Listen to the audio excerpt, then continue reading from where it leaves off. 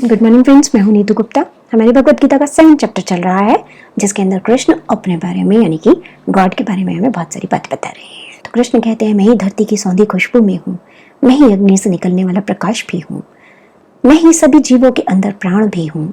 अर्जुन, पानी का स्वाद भी मैं हूँ, सूर्य चंद्रमा से निकलने वाला प्रकाश भी मैं ही हूँ, वेदों का सीक्रेट मंत्र ओम भी मैं ही हूँ, और आकाश की ध्वनि भी मैं ही हूँ। अर्जुन, जान लो कि पूरी सृष्टि का जन्म मेरे ही सीड से हुआ है। मैं ही ज्ञानी का ज्ञान भी हूँ, वैभवशाली का वैभव भी मैं ही हूँ। डिजायर के जन्म लेने की शक्ति भी मैं ही हूँ, और उसके कंट्रोल करने की शक्ति भी मैं ही हूँ। और मैं ही सेक्सुअल एनर्जी भी हूँ, जो अध्यात्म या पुण्य कर्मों के विरुद्ध नहीं जाती। चलिए तो समझते हैं क्या मीनिंग है इनका। तो पहले कृष्ण कहते हैं, पानी के टेस्ट में मैं हूँ। अगर हम देखें, संसार में कोई ऐसा लिक्विड नहीं है जिसके अंदर पानी के गुण हो। पानी हर चीज को साफ कर सकता है। प्यास किसी चीज से नहीं बुझती, सिर्फ पानी से बुझती है। उसमें कोई स्वाद नहीं है जिसको हम कोई नाम दे सके, खट्टा, मीठा, नमकीन, लेकिन फिर भी उसका अपना एक स्वाद है। तो ये जो स्वाद हमें आ रहा है, ये जो गुण आ रहे हैं पानी के अंदर से, ये भी भगवान ही है। इसी तरीके से धरती के अंदर से एक सौंधी सौंधी खुशबू आती है। ये खुशबू आपको कहीं नहीं मिलेगी। जब बरसात की बूंदें मिट्टी पर पड़ती हैं तो जो वो सौंधी सी एक सुगंध आती है, बारिश ना भी हो तो भी धरती की अपनी एक सुगंध होती है जो हमें बहुत एक हीलिंग इफेक्ट देती है। तो ये भी भगवान ही है। अग्नि में से एक प्रकाश निकलता है। अग्नि जब जलती है तो उसके अंदर से प्रकाश निकलता है, और उसमें जो रोशनी होती है उसके अंदर सारा अंधेरा दूर हो जाता है। वो भी भगवान ही है। इसी तरीके से सूर्य चंद्रमा अगर ना हो तो दिन और रात में कोई भी प्रकाश नहीं होगा, सब तरफ सिर्फ अंधेरा होगा। रात में चंद्रमा आता है तो थोड़ी थोड़ी रोशनी देकर हमें प्रकाश देता है, शीतलता देता है, और दिन में सूर्य आता है तो सारा अंधेरा खत्म कर देता है। तो ये शक्तियां भी भगवान में से ही निकली हैं। ओम शब्द, जिसे हम आकाश की ध्वनि कहते हैं, ब्रह्मांड की ध्वनि कहते हैं, जो हमारे सारे मंत्रों के अंदर भी हमें सुनाई देती है, कृष्ण कहते हैं वो भी मैं ही हूं। तपस्वी जो तपस्या कर रहा है, उस तपस्या में भी भगवान ही होते हैं। हमें अपने ज्ञान का अहंकार हो जाता है कि मुझ में बहुत ज्ञान है, मैं बहुत ज्ञानी हूं, लेकिन वास्तव में ज्ञानी का ज्ञान भी कृष्ण ही है। डिजायर्स उठती भी वहीं से है, और उनको जो कंट्रोल करने के लिए हमें एक शक्ति चाहिए होती है किसी चीज को रोकने के लिए, वो भी भगवान में से ही निकली है। सेक्स, जिसे हम ठीक भी समझते हैं, गलत भी समझते हैं, इसके ऊपर बहुत आर्ग्यूमेंट्स चलते रहते हैं, तो वो भी कृष्ण कहते हैं मैं ही हूँ। इसे बनाया भी मैंने है और इसे कंट्रोल करने को भी मैंने ही कहा है। तो कहने का जो मतलब है, आपने सुना होगा कण कण में भगवान। मैं आपको पहले भी बता चुकी। अगर हम साइंटिफिक वे में भी देखें तो हर एक चीज एटम से मिलकर बनी है। तो जिस तरह से एक एक एटम से इतनी सारी चीजें, इतने सारे रूप बन गए, इतना सब कुछ डिफरेंस आ गया, उसी तरीके से ये सब कुछ भगवान के सीड से यानी गॉड पार्टिकल से बने हैं। किसी ने कोई फॉर्म ले ली, किसी ने कोई ले ली, किसी ने कोई ले ली, क्योंकि उसके अंदर इतनी शक्ति है कि वो अपनी कोई भी फॉर्म चेंज कर सकती है। मैंने आपको पहले भी बताया था कि अगर हम कल्पना करने जाएं तो हम क्या क्या सोच सकते हैं, और हमारी सारी कल्पनाएं सच हो सकती हैं, होती भी हैं। बहुत सारी बातें हम अपनी जिंदगी में मैनिफेस्ट करते हैं, वो हमारे सोचने से ही जन्म लेती हैं। तो वो शक्ति हमारे पास है, हमारी अभी थोड़ा जरा वीक हो चुकी है, प्रॉपर तरीके से काम नहीं करती, किसी दिन कर जाती है, किसी दिन नहीं। जैसे कि पुरानी गाड़ी होती है ना, इंजन कभी स्टार्ट हो गया और कभी होता ही नहीं है, कितना मर्जी चाबी घुमा लो आप उसके अंदर। तो बस कुछ इसी तरीके से हमारे साथ हो चुका है। पर वास्तव में हमारे अंदर वो सारी शक्तियां हैं जो भगवान में है, और इन वर्सेस के अंदर भगवान ने अपनी उन सारी शक्तियों के बारे में ही बताया है कि जीवात्माओं के अंदर जो प्राण बह रहे हैं वो भी मैं ही हूँ। तपस्वी भी भगवान है, तपस्या भी भगवान है। अब ये वर्ड सुनने में यूं आपको शायद इतना मज़ा नहीं आ रहा, इसलिए चलिए आपको एक किस्सा सुनाती हूँ इसके साथ अपनी लाइफ का, जहाँ मैंने इस चीज़ को साक्षात महसूस किया। अब मैं तो कृष्ण को हमेशा से बहुत मानती हूँ, वृंदावन भी मैं नियम से जाती थी। एक बार मेरे मन में एक इच्छा ने जन्म लिया। मैंने कृष्ण ने कहा, कृष्ण मुझे ना तेरा बंगला सजाना है, क्योंकि मैं जब जाती लोगों के इतने सुंदर सुंदर सजे हुए बंगले देखती तो मेरे मन में भी इच्छा आती कि मैं भी सजाऊं मेरे भाई का घर। तो मैंने कृष्ण को कह दिया। फिर मैंने कहा लेकिन मेरे पास पैसे तो है नहीं। मैंने कहा या तो तू पैसे भेज दे, और नहीं तो कम से कम इतने तो भेज दे कि मैं श्रृंगारी कर दूं तेरा। फिर मेरे मन में एक और इच्छा ने जन्म लिया। अब मुझे अपने आप पर इतना कॉन्फिडेंस नहीं था उस वक्त कि मैं ज़िंदगी में कभी पैसे कमा सकती हूँ। आज तो मैं कमाती ही हूँ, लेकिन उस समय नहीं था मुझे, जो फैक्ट है वो है। तो मैंने कृष्ण को कहा कि पर मैं चाहती हूँ मैं खुद कमाऊँ और अपने पैसे से ऐसा करूँ। तो अब फंसा दिया मैंने कृष्ण को एक ऐसी बात के अंदर जिसके होने की मुझे खुद को भी कोई एश्योरिटी नहीं थी। अब उन्हीं दिनों इत्तेफाकन में इंटीरियर डिजाइनिंग, वास्तुशास्त्र, ये सब चीज़ें कर रही थी, सीख ही रही थी बेसिकली, बनी भी नहीं थी तब तक डिज़ाइनर में। तो मैं तो भूल गई कहकर, क्योंकि मैं तो सारे ही दिन कृष्ण से बातें करती रहती हूँ, तो अभी मैं उसको क्या क्या कह देती हूँ। मुझे भी मतलब मेरे को अंदर से ऐसा कुछ नहीं था कि इसके ऊपर कोई काम होने वाला है, पर कृष्ण तो कृष्ण है, वो नहीं भूला। उसने इस पे काम करना स्टार्ट कर दिया।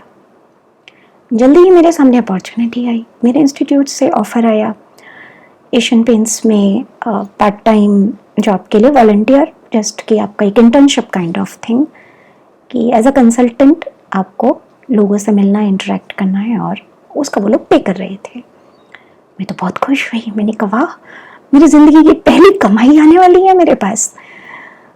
अब मेरी इच्छा ने और ज़्यादा उड़ान भरनी स्टार्ट की। अब मैं कृष्ण को कहने लगी, कृष्ण कृष्ण अब तो मुझे जल्दी से ना ज़्यादा से पैसे देना, कम से कम 20-25 हज़ार, यार इतना तो देना कि कम से कम तेरे लिए सुंदर सी पोशाक कुछ तो ला पाऊँ। और मैंने साथ में कृष्ण को ये भी बोल दिया कि जो मेरी फर्स्ट अर्निंग होगी ना उसका 50% तेरा, बाकी के 50% में बाकियों के लिए सामान लाऊंगी। अब स्टार्ट हो गया। होते ही अभी मैंने 4-5 हज़ार ही कमाए थे कि कुछ थोड़ा सा डिस्प्यूट अराइज हो गया। मुझे लगा छोड़ना पड़ेगा ये तो सब कुछ। अब मैं हिसाब लगाने लगी, 5,000 में यानी 2,500 कृष्ण के, तो फिर अब तो 2,500 में क्या आएगा, सिर्फ एक बांसुरी आएगी बढ़िया सी, और तो कुछ आएगा नहीं। अब क्या है, मेरे जरा टेस्ट हाई फाई रहते हैं, और जब बात कृष्ण की हो तो मैं हल्के पे तो कॉम्प्रोमाइज़ करती नहीं। तो मेरा मन उदास हो गया। मैंने कहा ये तो नहीं जमने वाला। मैं उसी से कहने लगी, मैं तुझे क्या बस एक बांसुरी देकर रहा हूँ, वो तो मैं वैसे भी दे देती हूँ। तो इधर मैं अपनी उधेड़ बुन में थी कि पता नहीं क्या होगा क्या नहीं होगा, उधर कृष्ण ने अपनी और लीलाएं खेली। इधर मेरे पास एक और ऑफर आ गया। एक पर्सन ने मुझे बोला आप मेरे घर का ना वास्तु कंसल्टेंसी कर दो। उसने 10,000 रुपए दे दिए मुझे उस बात के। कुछ ज़्यादा लंबा चौड़ा काम कुछ नहीं था, लेकिन दे दिए उसने, कृष्ण दिलाने थे उससे। मैं फिर खुश कि चलो कुछ तो आया। तो मैंने कहा बढ़िया है। तो फिर इधर ये भी मैटर सॉल्व हो गया। तो करते करते क्या हुआ, पूरे मंथ में मेरे पास 20,000 रुपीज़ कलेक्ट हो गए। अब मैं थोड़ा खुश थी कि चलो कुछ तो आएगा कम से कम इसमें। और मैंने वृंदावन में पता किया कि मुझे जो है श्रृंगार कराना है भगवान का, तो मुझे ज़रा ज्वेलरी वगैरह दिखा दो। तो उन्होंने मुझे दिखाई। तो वो लगभग पड़ रही थी राधा जी की और कृष्ण जी की मिला करके उस समय पर 7,500 के करीब। 2,500 अभी बच रहे थे। उधर बड़ी सुंदर सुंदर पोशाकें भी थी। मेरे मन में लालच आ रहा। मैंने कहा अच्छा ये पोशाकें भी बताओ, अगर मैं ये भी लूँ तो कितने की पड़ेगी। भैया ने बोला कि यही कोई 7-8 हज़ार में आ जाएगी। तो मैं हिसाब लगाने लगी, 2,500 तो बच ही रहे हैं, 5,000 ऊपर से लगाने पड़ेंगे, मैं अपनी सेविंग में से दे देती हूँ। तो मैंने कहा ठीक है। मैंने एक पोशाक पसंद की, बहुत सुंदर सी थी। मैंने कहा आप ये भी बना दो मेरे लिए। तो अब मैंने ये बनवाने के लिए ऑर्डर दे दिया। बांसुरी वासुरी भी पसंद कर ली, सब कुछ हो गया। सर्दियों का समय था, तो उसने भैया ने बोला कि शॉल नहीं दोगी क्या ठाकुर जी को? मैंने करी, मैं कैसे भूल गई, सर्दी भी तो लगेगी उसको। तो मैं शॉल लेने के लिए चली गई दूसरी शॉप पर। वो कहता है तो राधा रानी को उनका क्या? मैं कहा हाँ उनके लिए भी दो, उनके लिए भी सुंदर सी मैंने एक बढ़िया सी शॉल ली। फिर उन्होंने कहा नीचे बिछाने के लिए चादर, मैंने कहा वो भी दो। ऐसे करते करते मेरा जो पूरा श्रृंगार का सामान था पूरा 20,000 में खत्म हुआ। और मैं इतनी खुश थी अंदर से कि मैं ये फीलिंग किसी को बता नहीं सकती। एक्चुअली जो फील करता वही जानता है, क्योंकि ये ब्लिस था। मैं कृष्ण से कह रही, बहुत लीला खेली तूने, बड़ा माया रची, हाँ मन में भाव भी तूने जगाया, पैसे का इंतजाम भी तूने करके दिया, और तुझे पता था कि देना तो मैं तुझे 100% ही चाहती हूँ, लेकिन बाकी लोगों को बुरा लग जाता है इसलिए 50 बोला। तो वो 100 का 100 तूने अपने ऊपर लगवा भी दिया। मेरी जेब में ना एक पैसा आया न गया, पर फिर भी मैंने डिवाइन प्ले का एंजॉयमेंट ले लिया। तो मैंने उस दिन जाना, इस चीज में जो भी हो रहा था, मैं एक्चुअली पिक्चर से बाहर निकल करके वो सब देख पा रही थी। तो मैंने देखा सब में कृष्ण है, नीतू में भी कृष्ण है, नीतू की इच्छा में भी कृष्ण है, नीतू को जो लोग काम दे रहे हैं उनमें भी कृष्ण आया हुआ है, जिनसे वो सामान ले रही है वो भी कृष्ण है, जो सामान ले रही है वो भी कृष्ण है, श्रृंगार भी कृष्ण है। और जब ये पूरा श्रृंगार होकर आनंद जो आ रहा है वो भी कृष्ण है, जिसे वो गोपियों का रास और सब कहते हैं, डिवाइन प्ले कृष्णा के। मैंने वो उस दिन बड़ा क्लोजली ऑब्जर्व किया। तो जब हम कृष्ण से ना किसी चीज की इच्छा नहीं करते और सिर्फ एक प्रेम को अनुभव करने जाते हैं ना, तो कृष्ण मिल जाता है। उस दिन मुझे कोई इच्छा नहीं थी, मुझे कुछ चाहिए ही नहीं था इसके बदले। मुझे तो ये था, मैं तुझे अपना भाई मानती हूँ, मैं इतना प्यार करती हूँ, मैं ये करना चाहती हूँ, बस तो तू करा दे, मेरे को तो पता नहीं कैसे करते हैं। और वो भी करा रहा था। तो एंड ऑफ द डे मैंने जाना कि इस पूरे प्ले में एक्सचेंज सिर्फ लव का हुआ था, सिर्फ प्यार था जो दिया गया था और लिया गया था। और वही मेरी आज तक की धरोहर है। इस तरीके के जो इंसिडेंसेस, मोमेंट्स मैंने कृष्ण के साथ या गॉड के साथ किसी भी फॉर्म में बिताए, ये मेरी रियल एसेट है। बाकी सब जाए तो जाए है, पर ये जब भी मैं इन किस्सों के बारे में सोचती हूँ, मन में एक अजीब सी खुशी आती है, एक अजीब सी क्लोजनेस का आभास आता है अंदर। तो बेसिकली ये वर्सेस जो है, आप इन्हें कुछ इस तरह से समझ सकते हैं। आज भले ही मुझ में ये सारा ज्ञान है, सब है, मैं जानती हूँ ये यूनिक है, सब है, लेकिन मैं साथ में इस बात को भी जानती हूँ ये ज्ञान मैं नहीं हूँ। आत्मा में तो हमेशा से ही ज्ञान था। ये तो इस संसार में इस वक्त पर खुल गया है मेरे लिए, और खोलने वाला भी कृष्ण है। तो किस चीज का हम अहंकार करें इस संसार में आकर? आज मुझे ये नहीं समझ आता। ज्ञान का, वैभव का, पैसे का, रुतबे का, स्टेटस का, किस चीज का अहंकार करें? रूप का अहंकार करें, रूप भी वही है। क्या क्या अहंकार करें? कौन सा परिवार, कौन सा क्या? सब तो उसी की लीला है, उसी का प्ले है। बस उसके प्ले में ठीक से पार्टिसिपेट कीजिए, जैसे मैंने अभी अपना बताया आपको। जब यूं प्रेम को ही सिर्फ अनुभव करने जाएंगे तो मिलता है खजाना, वहां पता चलता है ईश्वर का प्रेम कैसा होता है। पर जब हम जाते हैं मटीरियल चीजें मांगने के लिए भगवान के पास, कि मैं ये कर दूंगा तो मेरे लिए ये कर देना, मेरा ये काम बन जाए तो मैं आपके लिए ये करूंगा। मैं बहुत लोगों को देखती हूँ वैष्णो देवी से मन्नतें मांगते हैं, सभी जगह से मांगते हैं वैसे तो, पर वैष्णो देवी की जरा पॉपुलर है। तो हकीकत की बात यह है कि आपको भगवान से कोई भी मांगने की जरूरत नहीं है, उन्हें सब पता है आपके बारे में। आप सिर्फ अपनी डिवाइन अलाइनमेंट में आ जाओ, आपकी जिंदगी की प्रॉब्लम अपने आप दूर होने लगेंगी। इस दुनिया में आकर जो असली आनंद है ना, जो मैं आज समझती हूँ इस बात को, वो है ये डिवाइन प्लेस। इनका मजा लो। देखने वालों को लगता है कि भौतिक चीजों का एक्सचेंज हुआ, पर भौतिक तो कुछ था ही नहीं इसके अंदर। जहां से शुरू हुए वहां पे 0 हो गए। मेरी औकात क्या थी कि मैं वो 20,000 भी इकट्ठे करती? उसी ने तो दिए थे। हाँ, मैं सिर्फ अपना पार्ट प्ले किए जा रही थी, बस मेरा इतना ही रोल था। तो जिंदगी में भी ये जो भी वीडियो में मैं आपको ज्ञान दे रही हूँ, मेरी कोई हैसियत नहीं है कि मैं ज्ञान किसी को दे पाऊँ। ये उसका ज्ञान है जो वो मेरे जरिए ज़रूरतमंदों तक पहुंचा रहा है।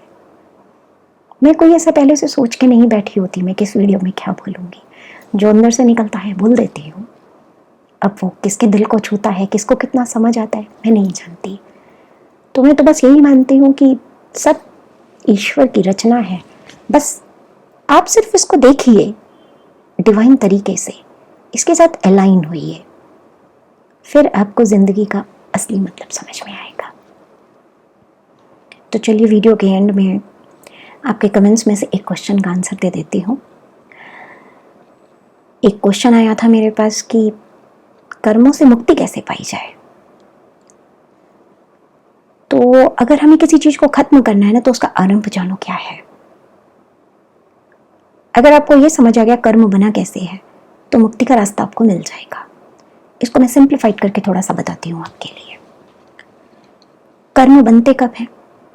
जब हम अपने डिवाइन अलाइनमेंट से आउट होकर कोई एक्शन परफॉर्म करते हैं, तब वो हमारी कार्मिक लर्निंग के अंदर आ जाता है।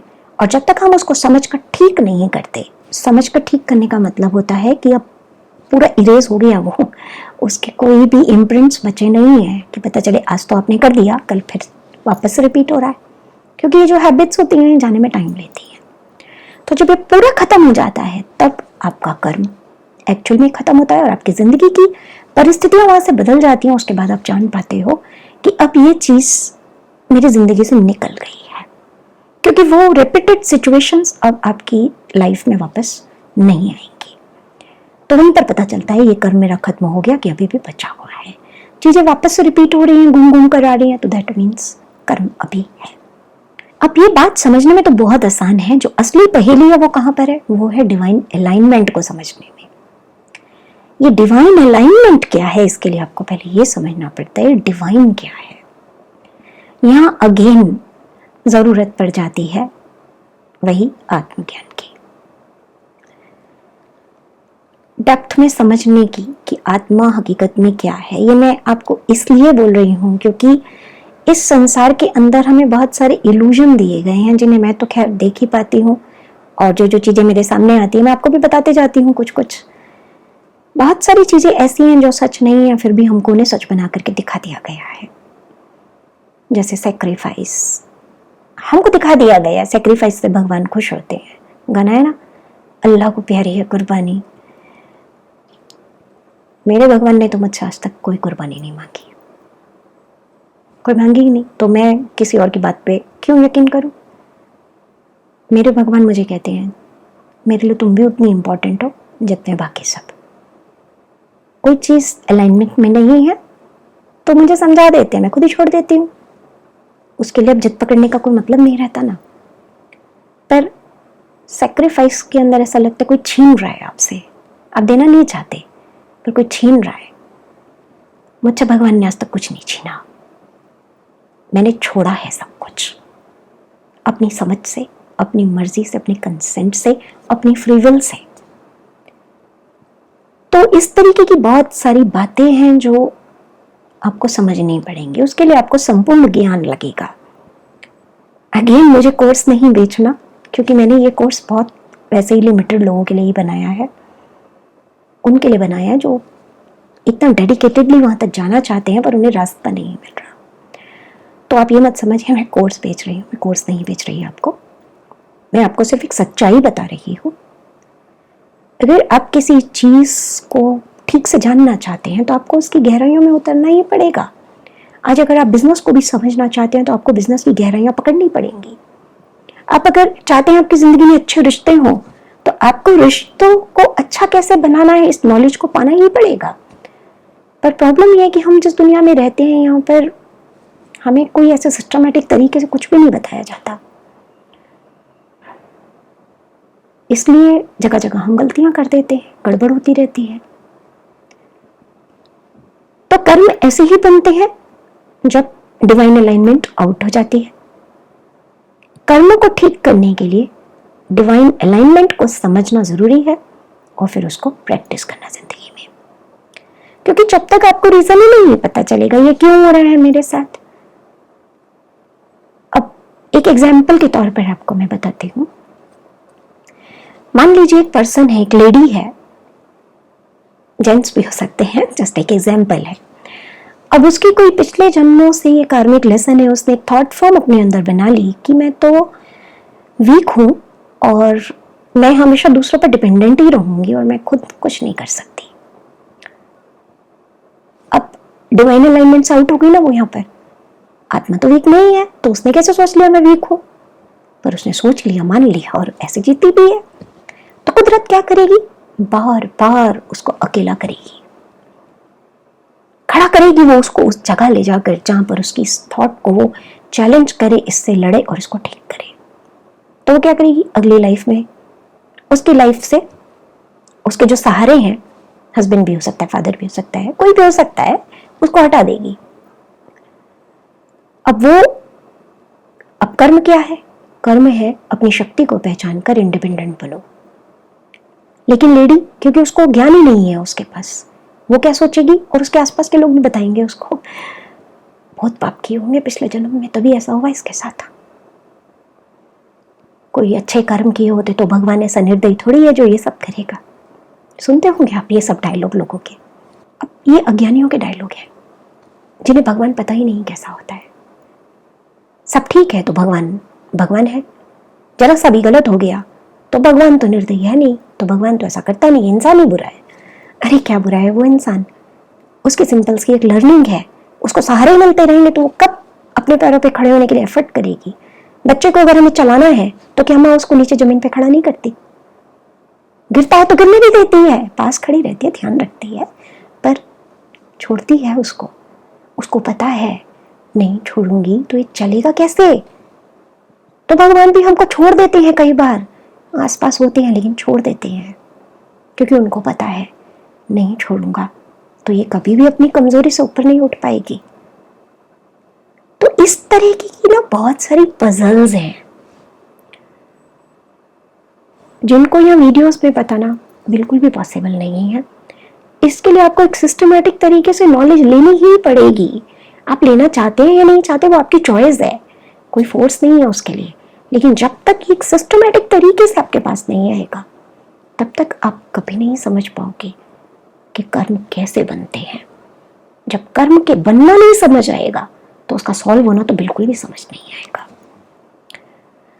तो ये आपके क्वेश्चन का आंसर है। आई होप आपको थोड़ी अंडरस्टैंडिंग आई है कि मैं क्या आपको कह रही हूँ, और आप इसके बारे में थोड़ा सा मेडिटेट करके विचार करेंगे और मेरी बात का रियल मीनिंग समझने की कोशिश करेंगे। चलिए, तो आपके कोई और क्वेश्चन भी है तो वो आप कमेंट कर सकते हैं। ऐसे ही आते जाते किसी वीडियो में मैं उनके जवाब आपको दे दूंगी। आज के लिए इतना ही, नेक्स्ट टाइम आगे के वर्सेस पर डिस्कशन होगा। तब तक के लिए जय श्री कृष्ण।